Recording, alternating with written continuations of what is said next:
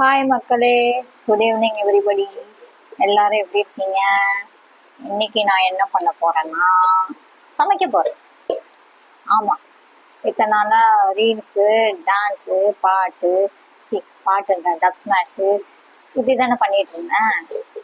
So இன்னைக்கு night நானும் என் சன்னு மட்டும்தான் இருக்கோம். ஸோ வீட்டில் யாரும் இல்லை. அதனால நைட்டுக்கு காலையில இன்னைக்கு சரியா சாப்பிடல, மத்தியானமும் நீ ஹோட்டல்ல தான் சாப்பிட்டேன். வீட்டில் எல்லாம் ஊருக்கு போயிருக்காங்க. ஸோ நைட்டுக்கு சமைச்சிருவோம், 2 பேர்த்துக்கு தானே. லைட்டாக ஒரு முருங்கைக்காய் சாம்பார் வச்சு அப்படி வச்சிடலாம் அப்படின்ட்டு ஒரு முடிவு பண்ணேன். சரி, ஹோட்டலில் வாங்க கட்டுப்படி ஆகாது. அதனால என்ன, நம்ம வீட்டுக்கு தானே நம்ம செய்கிறோம், மற்ற வீட்டுக்கு ஒன்றும் செய்யலையே.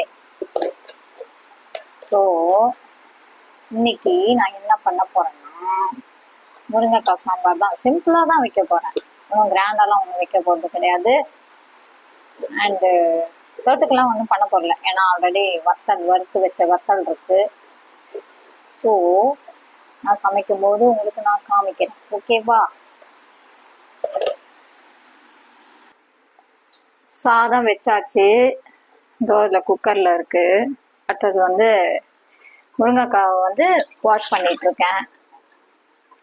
அண்ட் பருப்பு வைக்க போறேன், துவரம் பருப்பு.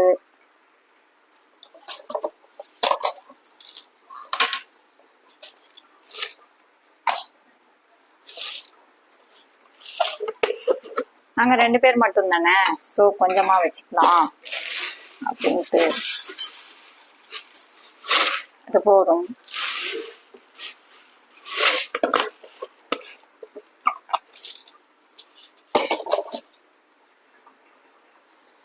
அண்ட் இது நார்மல் வாட்டர்ல வாஷ் பண்ணிட்டு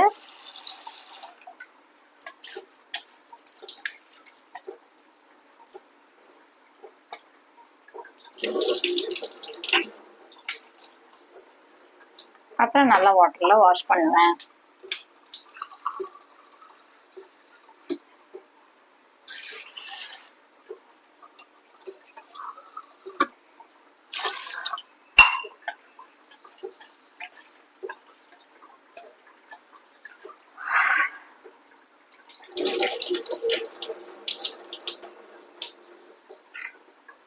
ஸோ முருங்கைக்காவை எடுத்து இதில் போட்டுட்டு, ஆல்ரெடி வெங்காயம்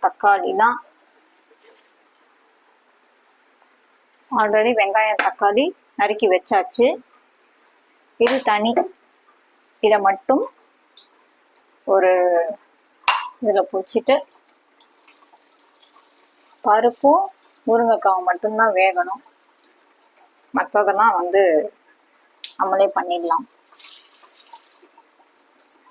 முருங்கைக்காய் சாம்பார் வைக்கிறது என்ன பெரிய இதுவா? எல்லார் வீட்லயும் செய்யறது தானே இல்ல? ஸோ இன்னைக்கு தனியா இருக்கறதுனால செய்யணும்னு தோணுச்சு, அதனால செய்ய போறேன்.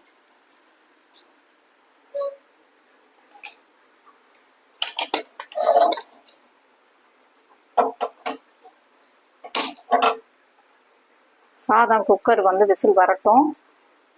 வெந்ததுக்கு அப்புறம் சாம்பார் செய்யறது எப்படின்றத நம்ம பார்ப்போம், ஓகே? ஸோ ஃபைனலி சாம்பார் செய்ய போறேன். கடுகு போட்டாச்சு, எண்ணெய் ஊற்றி கடுகு போட்டாச்சு. ஒரே ஒரு காஞ்ச மிளகா சும்மா பேருக்கு போட்டாச்சு. லைட்டா கருவேப்பிலை, வாசனையா இருக்கணும்ல சாம்பாருக்கு, மெயின் அதானே. அண்ட் நான் எப்பவுமே சாம்பார் செய்யும் போது பெருங்காயத்தை மட்டும் நான் எப்பவுமே முன்னாடி போட்டுருவேன். எல்லாம் பின்னாடி தான் போடுவாங்க, நான் முன்னாடி தான் போடுவேன். அது என்னமோ எனக்கு அது ஒரு கெட்ட வாடிக்கையா போச்சு. ஸோ பெருங்காயம் போட்டாச்சு.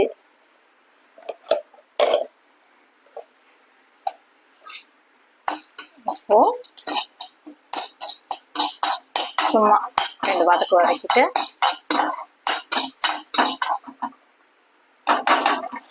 இப்போ நறுக்கி வச்ச வெங்காயம், தக்காளி,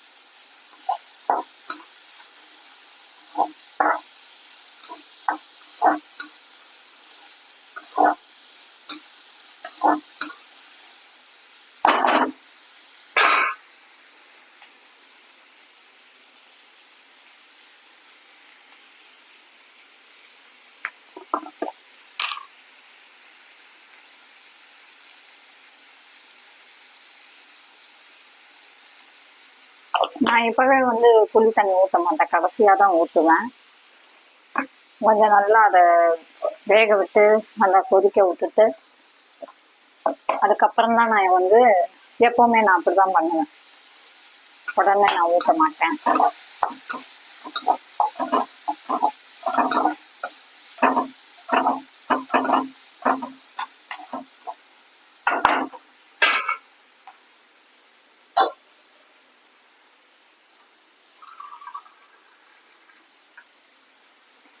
சும்மா லைட்டா அப்படி கொஞ்சம் அந்த குக்கர் ஸ்டீம் அடங்குற வரைக்கும் கொஞ்சம் வேக விட்டு அப்புறமா புளி தண்ணியை எடுத்து ஊற்றுவேன். அது தனியா ஊற வச்சிருக்கேன்.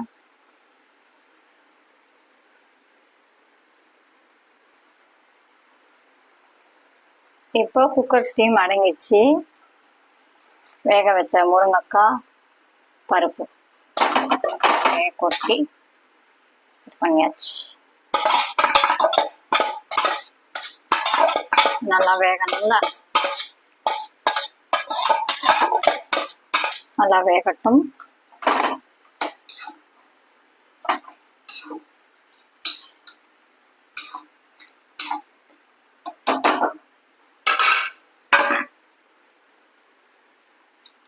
வெந்ததுக்கு அப்புறம் அந்த புளி தண்ணியும் அதில் ஊற்றிடுவோம்.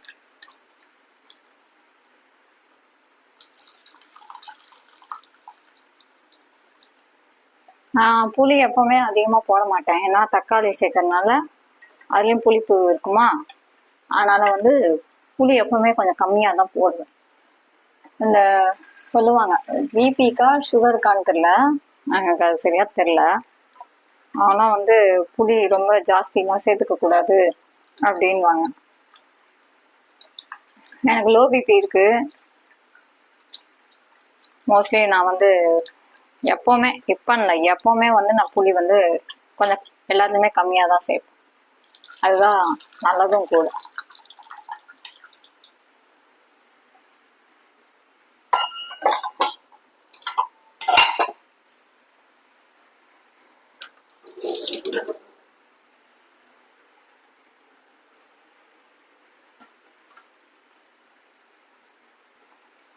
ஸோ சாம்பார் நல்லா கொதிக்குது.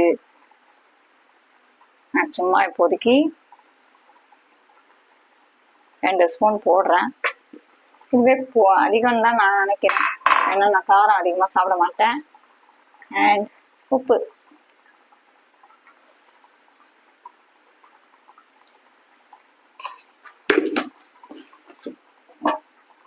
ஏன்னா குழந்தை இருக்கனால காரம் அதிகமாக நான் சேர்க்க மாட்டேன்.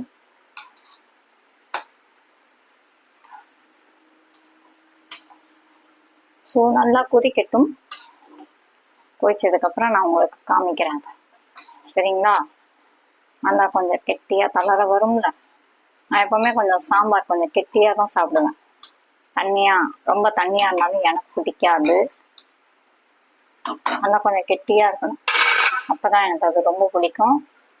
ஸோ கொஞ்சம் கொதிச்சோடனே நான் உங்களுக்கு அதை காமிக்கிறேன். ஓகே, வரேன் திருப்பி பேக் டு வீடியோ. ஓகே, இந்த வாரம்.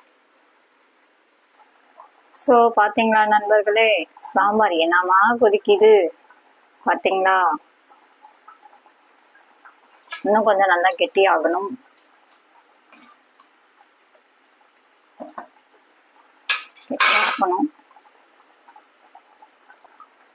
அது பாருங்க கொதிச்சுக்கிட்டே இருக்கு. இன்னும் ஒரு 5 நிமிஷமோ 10 நிமிஷமோ நான் இறக்கிடுவேன். அவ்வளோதான் ஃப்ரெண்ட்ஸ், இன்னைக்கு இந்த vlog இதோட முடியுது. மீண்டும் இன்னொரு vlogல் சந்திப்போம். Until then, bye from Indrasena signing off.